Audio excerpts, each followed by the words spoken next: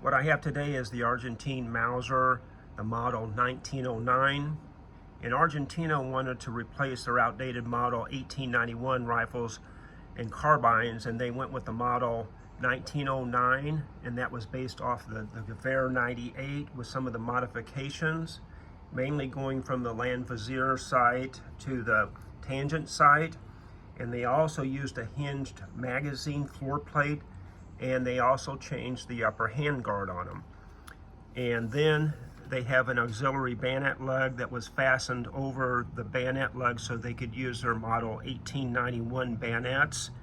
And this rifle weighs at a little over 9 pounds, and the overall length is 49 inches, and it shoots the 7.63 by 53 millimeter Mauser. You will find some of these rifles that have been scrubbed because at that time it was during the Chaco War between Bolivia and Paraguay for control over the Grand Chaco region in the northern part. And Argentina declared neutrality, yet sold Paraguay some of their rifles and carbines that still had the Argentine crest on them, and also sold other materials, and also having volunteers fighting for Paraguay. Needless to say, they were found out, and that was kind of an embarrassment for them. So then the Argentine government decided that anytime they was going to sell their rifles to a foreign entity, that they needed to scrub the crest off of them, though that later changed. So during the Chaco War, it was an estimated that anywhere from 85,000 to 130,000 were killed. And it's interesting to note that Bolivia had German training and Paraguay had French training.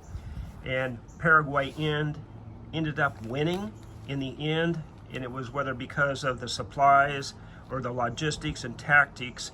And Argentina also did support Paraguay during the peace treaty agreement. So I'm going to give you a closer look up besides what I'm doing right here, and then I'm going to compare that to the Gewehr 98 for their changes. So here's a map of Bolivia, Paraguay, and Argentina, and you can see how close they are together at the 3 points up there. This other map, I'm going to show you where the Grand Chaco region was. So again, there's Argentina, Paraguay, and Bolivia. So this is the Grand Chaco area. But up in here is the contested area between Bolivia and Paraguay that they were fighting over. And as you can see, these are going to be basically the same overall length. The bottom one is the Gewehr 98 with the lens vizier sight on it, which was changed to the tangent. You can also see for the upper handguard, the Gewehr 98 does not have it here. The Argentine does, and they both come up to the same point to this front barrel band, or the lower barrel band. Also, they had their floor plate. This one is a hinged one versus the one here where you have to push in to release it. This right here is the release mechanism for that hinged plate.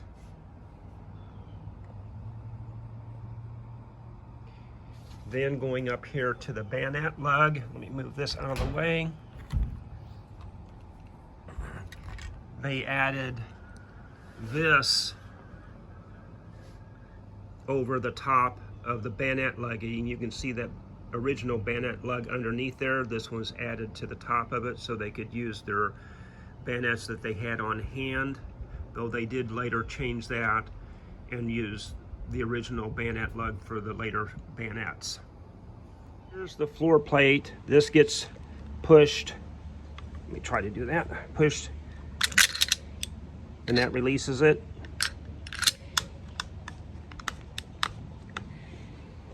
And it's kind of stiff to get back in there again. There we go.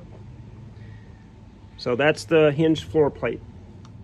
And overall, this stock is in very nice condition, as well as the rest of it. I think possibly somebody has refinished the stock.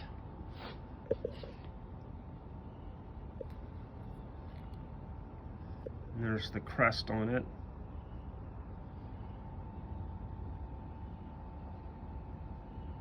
And there's the markings on the bolt. There's marking there on the shroud. There on the bolt release.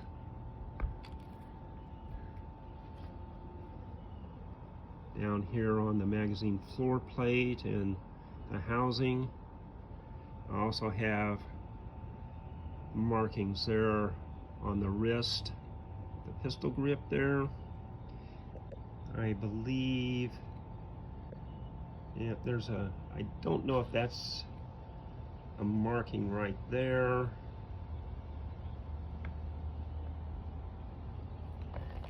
Go on up. That's the rear sight with, they got markings there on the screw. Let me flip this up. I don't see anything there.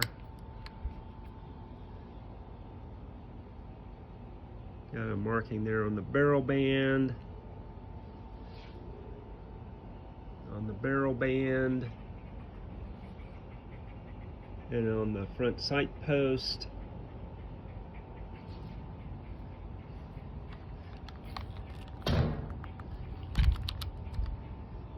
Back here on the buttstock, have that one.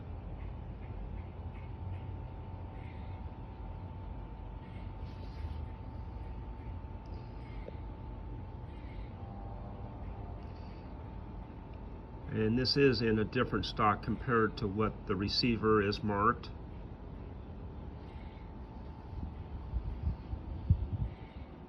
And the bore on this is a really good bore, clean, good rifling. And again, you can see the original bayonet lug underneath there, right down in there. This one's been added on top. And going out to the range to shoot this, this is the ammo that I will be using. So we're going to be heading out to the rifle range to shoot this today.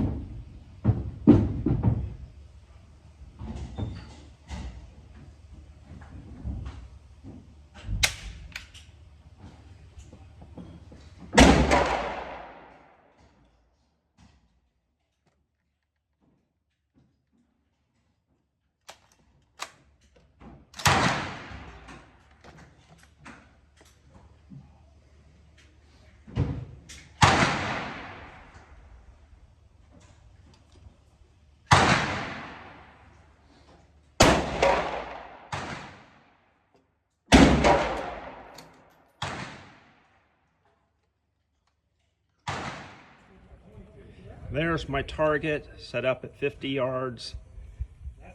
I was aiming down here.